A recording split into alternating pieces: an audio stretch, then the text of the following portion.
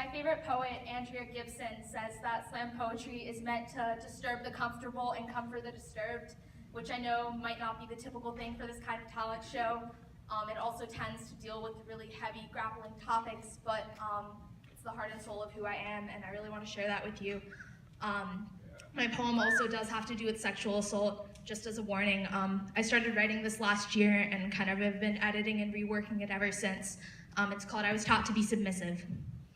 I was taught to be submissive, quiet and small, taught that the world is run by men, taught that girls are not supposed to be tough. But my mother, the anthropologist dreamer, the believer in the ability to build tapestries with our identities, a common thread of passion for 1 billion different things, my mother called bullshit on the submission of me. She gave me books by women who changed the world. She wrote me long letters on every single birthday telling me I was powerful and strong. Every once in a while I believed her. But she did not tell me that a woman of color will make 53 cents to the white man's dollar. She did not tell me how to react when the boy slammed me against the window pane, grabbed my boob while riding the bus in 8th grade. She did not tell me how to react to that. So I screamed on my own. I told him to stop. He laughed. I pushed him away. He came back. He followed me home. He invited himself in. He called me sexy. I have a name, you know. He learned the disrespect on his tongue from the song on the radio, the supposed blurred lines when it comes to consent.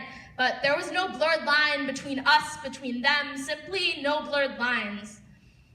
It happened a second time. A different boy took me to a dark corner. He started kissing me, but I just wanted to talk. I didn't want his hands to be in the places he tried to put them. When I moved his hand away before it could reach, he asked what was wrong. I said, I just don't want to do this, okay? Why not? I just don't. I was trapped in his cage and I needed to get away, and now I'm wishing that I could instead say that my body is a canvas, here for my own self-expression, and I don't need his muddy hands dirtying up my painting.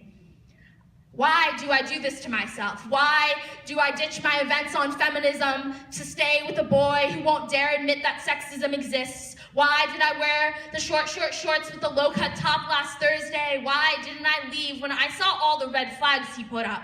He wouldn't talk to me when his friends were around. He only wanted to hang out in empty places. I guess he always intended to make me feel empty. I told someone once, I told them my story, but they just said, yeah, some people are just touchy. It happened a third time at the school that preaches themselves a safety blanket. She grabbed my boob in main hall. When I gave her a look like, what the hell are you doing? She said sorry and then proceeded to hug me because 2 wrongs always make a right, and sexual assault can just be excused with a sorry.